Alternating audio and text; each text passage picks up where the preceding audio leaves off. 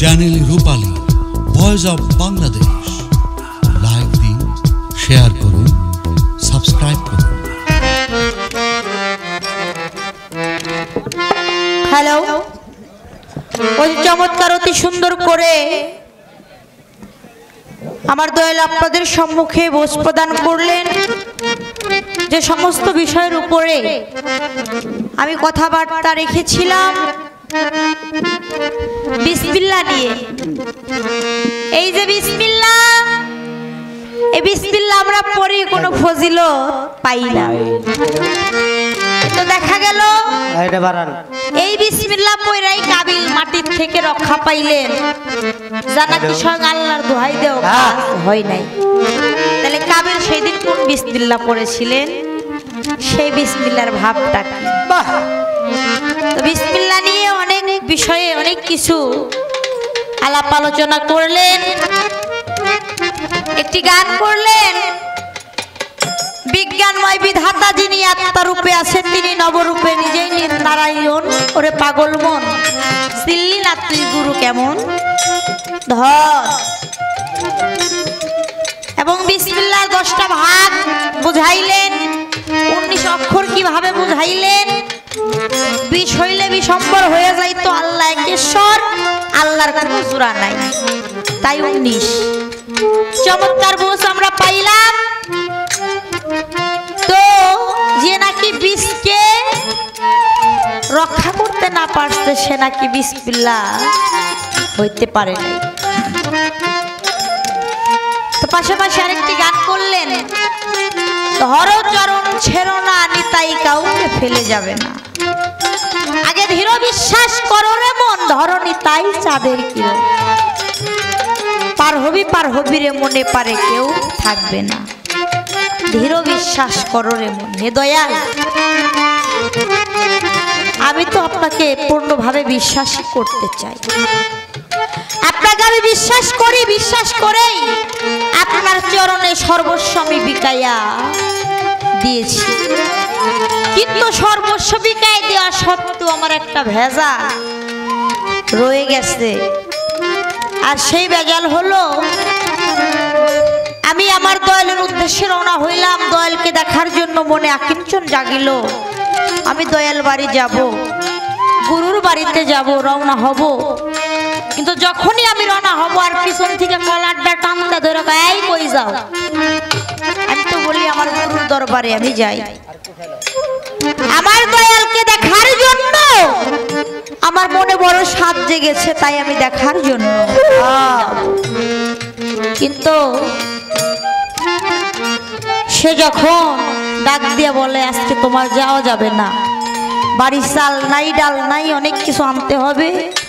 আমি যখন কোনো কিছুতেই বাধা মানি না, যে না আমার গুরুর দরবারে যাইতে হবে, তখন সে নিজের সামনে আইসা মুস্কি মুস্কি একটা হাসি দিয়া যখন কয়, ও গো আজকে না গেলে হয় না, এই কথা সে যখন মুখের সামনে এসে বলে, তখন আমি নিজেকে তার মধ্যে হারিয়ে ফেলি। তখন আপনার গুরুবর্জ্য আমার আর ঠিক থাকে না। তাই দয়াল, এখান থেকে আপনার কাছে আমার একটু জানবার বাসনা, ঘরের গরুর সাথে আর আপনার সাথে সম্বন্ধ রাখি। আপনার কাছে গেলে বাড়ি ঘর, স্ত্রী, পুত্র, বউ কোনো কিছুই আমার মনে থাকে না। আর আপনাকে রাইখা যখন সেই মায়া কাম কামিনী সাগরে আমি ডুবি, তখন আপনার বর্জক, আপনার হালিয়াত আমি হারিয়ে ফেলি। তাহলে আপনার সাথে কিন্তু তার ঘরের ওনার পাওয়ারটাও তো কম না, কি কম? তাই তো তার সাথে আপনার সাথে সম্বন্ধটা কি, সেখান থেকে কিছু কথা বলবেন দয়াল গো। আমি যেন মায়া কাম কামিনীতে না ডুবে আপনার ভাব সাগরে, আপনার প্রেম সাগরে ডুবতে পারি। আপনাকে যে বিশ্বাসটা করেছি, সেই বিশ্বাসটা যেন আমার স্থাপন থাকে, সেখান থেকে যেন আর সরাচরা না করে, সেই মন্ত্রটা দয়াল আপনি আমাকে কৃপা করে দিবেন। কারণ আমি যতই চাই আপনার প্রেম সাগরে ডুববো, কাম নদীর তুফান যখন চলে আসে, কোনো বাধা মানে না। তাই দয়াল, আমি যেন পূর্ণাঙ্গ ভাবে আপনার প্রেমের সাগরে ডুবতে পারি, সেই মন্ত্র দিবেন। আমার দেহটা যেন পরিপূর্ণভাবে রক্ষা করতে পারি। তাই সেদিক থেকে আমি একটি গান আপনার কাছে রাখবো। গানের কথা, প্রেম সাথে গেলে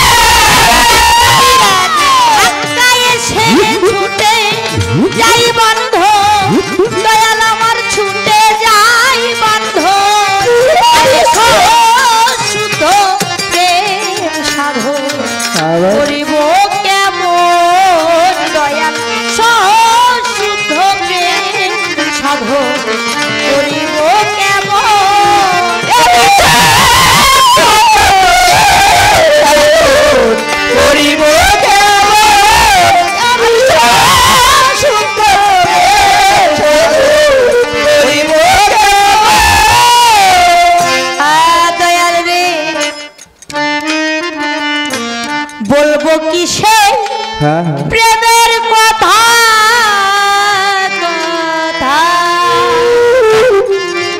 ওরে আমার কাম হইয়াছে প্রেমের লতা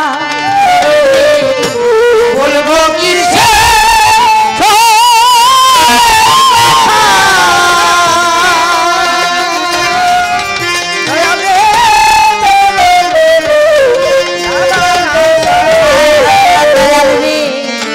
বলবো কিসে প্রেমের কথা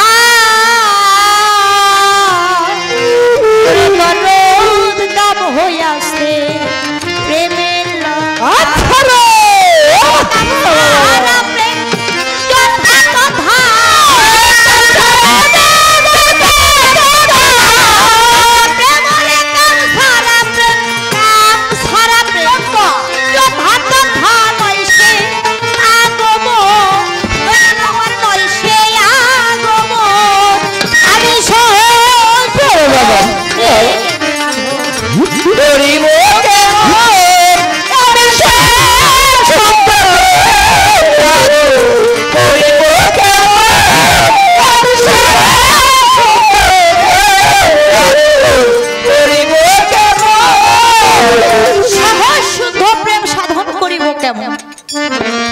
বলবো কি সেই প্রেমের কথা আমার কাম হইয়াছে প্রেমের লতা কাম সারা প্রেম যথা তথা নয় সে আগমন হে দয়া আমি তো চাই আপনার ভজন সাধন করে আপনার ভাবসাগরে আপনার চরণ তলে আমি ডুবে থাকবো দয়াল গো আমার দেহটা যেন পরিপূর্ণভাবে আমি রক্ষা করতে পারি আমার দেহের ভিতরে যেন কোনো ক্ষয়ক্ষতি না হয় না ঢোকে কারণ আমাদের বাড়ির পাশেই আছে এক ছেলে দেখা যায় বিয়ে করছে 6 মাস খানিক 6 মাস পরে ওই ছেলেটার চেহারার দিকে তাকাইলে দেখা যায় ওর চাপাটা পালাই গেছে চোখ গর্ত হইয়া ও সর্বশক্তিহীন হয়ে গেছে ওর দেহে শক্তি বলতে কোনো বস্তু কোনো কিছু নেই ও রাস্তা দিয়ে যখন হাঁটে মনে হয় বাসে একটা ছেলে যদি ওকে ধাক্কা দেয় ও পড়ে যাবে শক্তি বলতে বস্তু ওর শরীরে আর নাই ওর মা পাড়ায় পাড়ায় গ্রামে হাঁটে আর কি বলে জানেন নাকি ওই ছেলেটারে কয়দিন ধরে বিয়ে করাইছি বাড়ি একটা বউ আনছি নাকি বললো বাগরাই সব কয়দিনেই পোলাটারে খাইয়া ফেলাইছে আসলে এখানে কি বউর দোষ না না এখানে ওই বউর কোনো দোষ নাই এখানে দীক্ষা শিক্ষার কিছু অভাব রয়েছে পল্লী কবি জসীমউদ্দিন তার গানের ভাষায় বলেছে দীক্ষা শিক্ষা না লইয়া করিয়াছ বিয়া এখন বিনা খদে গোলাম হইছ নিজের গাইডে ও দয়া আমার যেন এরকম দশা না হয় ওইখানে ওই ঘাটে গিয়া কিছু ক্ষয় করবো তো দূরের কথা বরং যেন আমি কিছু কামাই করে নিয়ে আসতে পারি সেইখান থেকে দয়াল কিছু মন্ত্র আমাকে দিবেন কোন সাধনার বলে কোন কর্মের বলে ওই ঘাটে গেলে আমার দেহে আর ক্ষতি হবে না আমি পূর্ণাঙ্গ ভাবে আমার দেহটাকে রক্ষা করে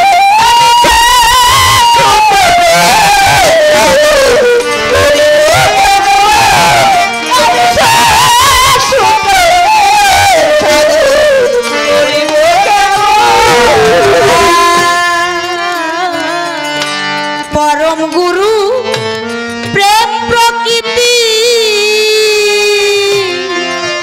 দয়াল রে নিজ গুরু কামপতি দয়াল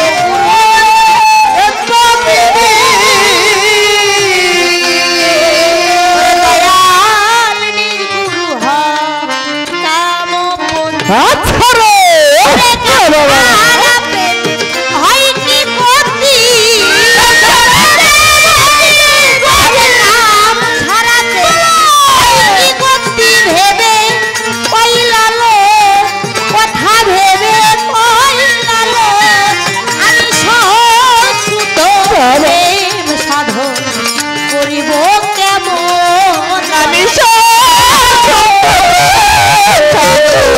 করিব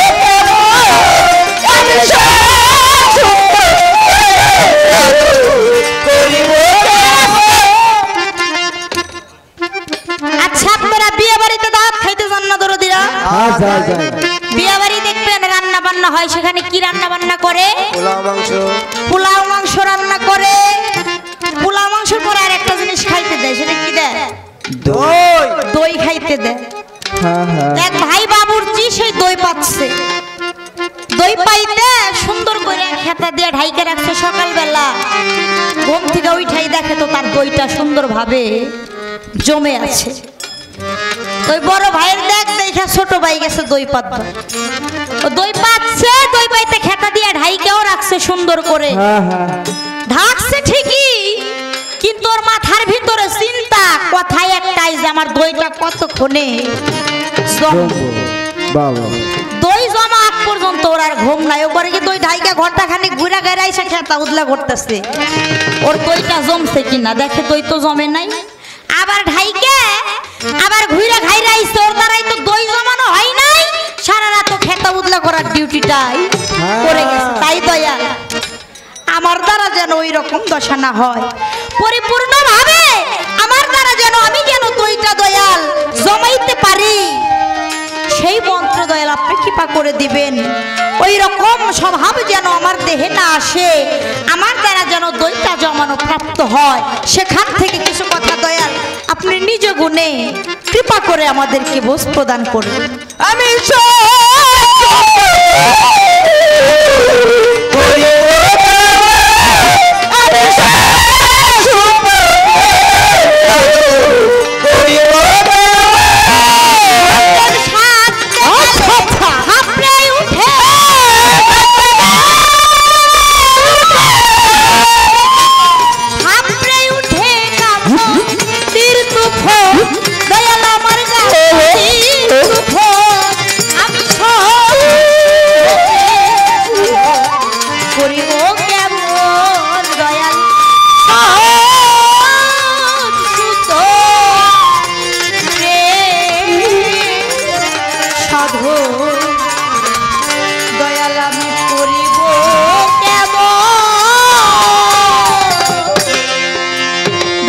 চরণে আমি একটি পুনরায় আবারও লালন সাইজির কালাম রাখলাম। আশা করি এখান থেকে আমরা কিছু কথা জানবো, কারণ আমরা গুরুর দরবারে একজন ভক্ত যায়,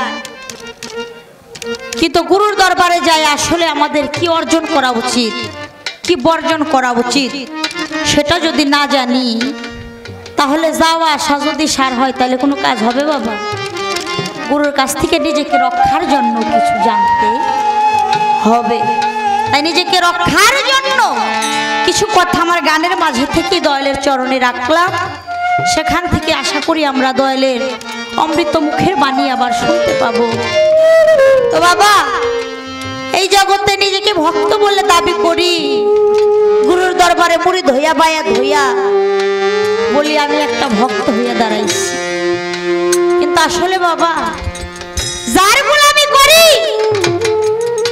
যাকে গুরু বলে মানি, যার গোলাম হইলাম, যার ভক্ত হইলাম, একটা দিনের জন্য কি ভেবে দেখেছি যে আমার সে বান্ধব আমাকে তার গোলাম বলে স্বীকার করলো কিনা? আমার প্রভু তার চরণে তার গোলাম বলে আমাকে স্বীকার করলো কিনা? আমি তো নিজেকে ভক্ত বলে নিজেকে দাবি করতেছি। আমার দীনবন্ধু যদি তার চরণের গোলাম করে আমাকে স্বীকার না করে, তাহলে যে আমার এই মানব জন্মটাই বৃথা চলে যাবে। তাহলে এই মানব কুলে জন্ম নিয়ে আমি দয়ালের জন্য কি করলাম? তাই দয়া তোমারও দরবারে আমি একটি কুকুরের চাইতো নরাধম, তোমার গোলামি বিনামূল্যের গোলাম হইয়া তোমার দরবারে আসি, কোনো কিছু চাওয়ার আশাই না, একটি আশা দয়াল গো, তুমি যদি একটু বারের জন্য আমাকে কৃপা করে তোমার গোলাম বলে কবুল করে নাও, তাহলে আমার এই মানব জন্মে আর কোনো কিছু চাওয়া পাওয়ার থাকবে না, আমার এই মানব জন্মখানাই ধন্য হবে। তাই সেখান থেকে দয়ালের চরণে আমার প্রার্থনা থাকবে। বিনামূল্যে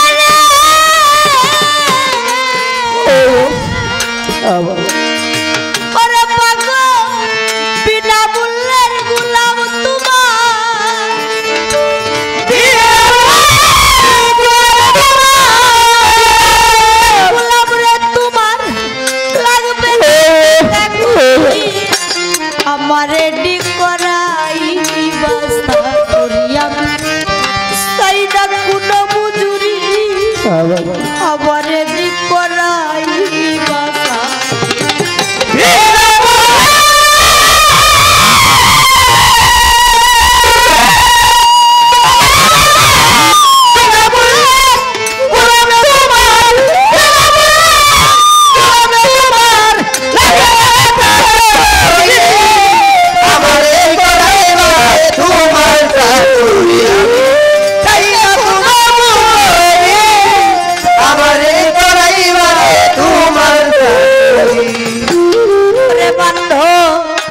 গৃহস্থরা কুকুর পুষে হ্যাঁ ওরে তারে যতই দেয় ঝাঁটার বাড়ি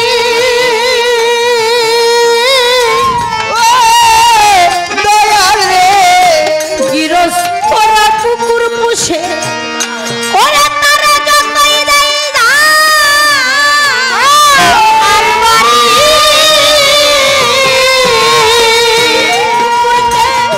ডাক দিলে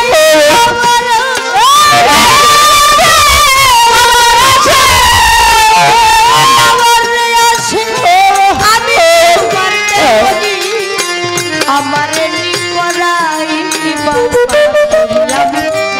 তাই না কোনো মজুরি আমার নিকলাই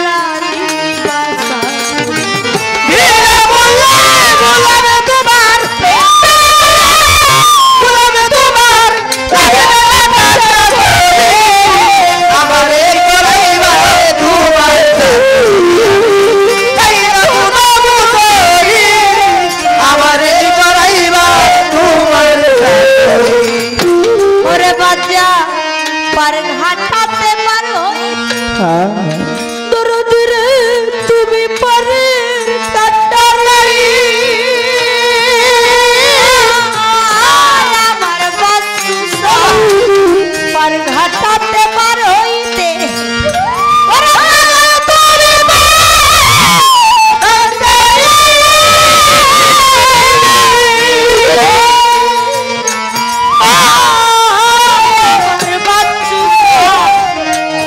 ঘাটাতে পারো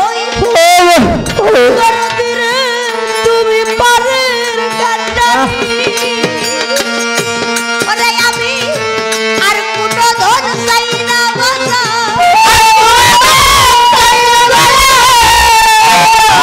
আর কোনো ধন চাই না রে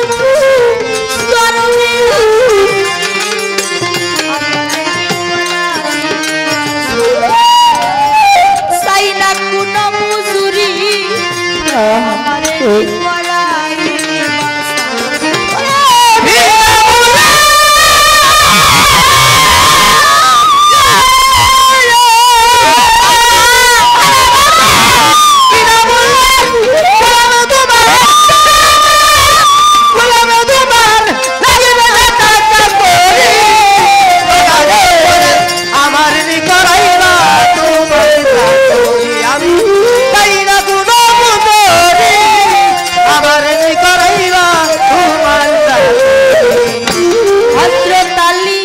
সকলেরই সকল আছে আরে কত দলার কুটা ঘর বাড়ি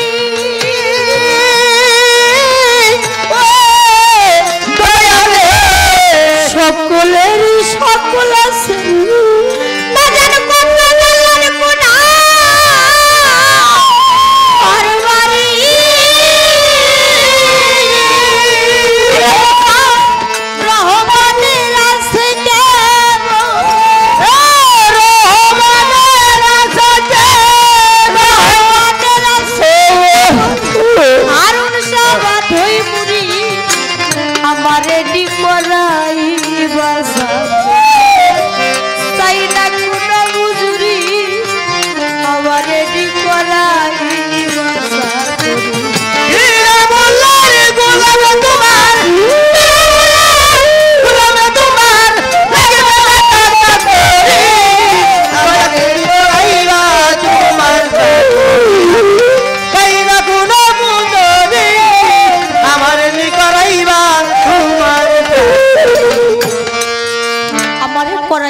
তোমার চাকরি গৃহস্থরা কুকুর পোষে তারে যতই দেয় ঘাটার বাড়ি ডাক দিলেই আবার আসে। আমি তোমার তেমন ও বাজা, এই জগতে যদি কোনো মানুষ কুকুরেরও তিনটা স্বভাব তার অঙ্গে ধারণ করতে পারে, সে একজন শুদ্ধ মানুষ হয়ে কবরে যাইতে পারে। এই কুকুরের কি স্বভাব? আপনি হয়তো কোনো গানের মজলিসে বা কোনো ওয়াজ মাহফিলে চলে গেছে, রাত্রি প্রায় 2:30-3টা বেজে গেছে, আপনি বাড়িতে ফিরছেন। বাড়িতে ফেরার পথে কোনো চকের মাঝখানে বা পুরাতন বাহা ভিটা বাঁশের ঝাড় যে জায়গায় গেলে আপনার একটু ভয় ভয় মনে হয়, ভয়ে থমকে দাঁড়িয়ে গেছে। আগাইতেও পারেন না, পিছাইতেও পারেন না। বাড়িতে স্ত্রী পুত্র সন্তান ঘুমে মগ্ন, আপনি যে থমকে দাঁড়িয়ে আছেন, আপনার গায়ের গন্ধ শুনে বাড়িতে আপনি যে কুকুরটা পুষে, ওই কুকুর দৌড়ায় আইসা সামনে দিয়ে লেজ দাঁড়ায় আর বলে, প্রভু গো, ও প্রভু, আমি এসে গেছি, তোমার আর কোনো ভয় নাই, তুমি বাড়ি ফিরে চলো। এই কুকুর আর কি করে? পৌষ মাস মাঘ মাসের শীত, তীব্র শীতের ভিতরে আপনি ঘরে গরম কাপড় ল্যাপের নিচে কম্বলের নিচে শুয়ে আছেন, কিন্তু এই কুকুর আর ঘুমায় না। এই কুকুর কি করে জানেন? বাড়িতে কোনো চুলার ছায়ের ভুড়িতে বা কোনো গাছের নিচে ওর একটা কান রাখে মাটির সাথে মিশি, আর একটা কান রাখে উপর দিকে খাড়া করাইয়া, যদি বাড়ির থেকে গাছের একটা পাতাও পড়ে ও ঘ্যাও ঘ্যাও শব্দ করে ওর মালিককে জাগাইয়া দেয়। আবার প্রভুর কোনো শত্রু আসলো কিনা, আমার মনিবের কেউ কোনো ক্ষতি করতে চাই কিনা, আমার দয়ালের কোনো শত্রু আসলো কিনা। কিন্তু আমি মানুষ হইয়া একটা দিনের জন্য আমার দয়ালের বাড়িতে আমি এমন ডিউটি করতে পারলাম না। তাহলে মানব কুলে জন্ম নিয়ে আমার কি হলো? আমার চাইতে বনের যে পশু কুকুর, এই পশু নগণ্য কুকুরও অনেক ভালো, কর্মের দিক দিয়ে আমার চাইতে অনেক আগানো এই পশু।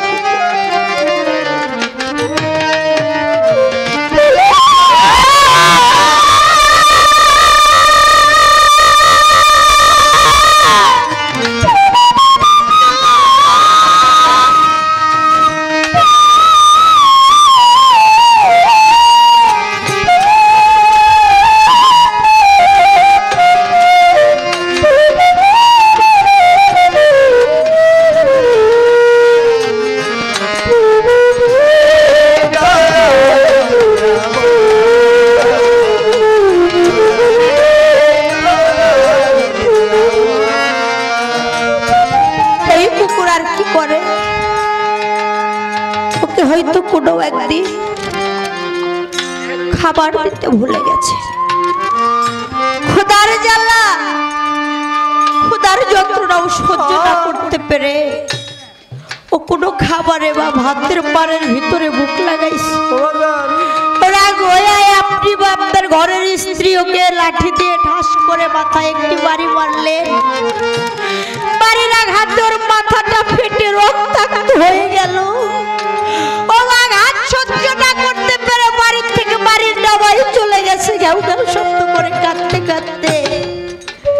কিছুক্ষণ পর যখন আপনি আবার বুঝতে পারলেন ও তো ক্ষুধার জ্বালা ক্ষুধার যন্ত্রণা সহ্য করতে না পেরে খাবারে মুখ লাগাইছিল, আবার এত বলে যখন ডাক দিলে ও দৌড়ায় ঘেউ ঘেউ শব্দ করে মনিবের সামনে এসে ও কাঁদে আর বলে, ওকে যে বাড়ি মেরেছিলেন এই বাড়ির কথা ওর আর মনে নাই।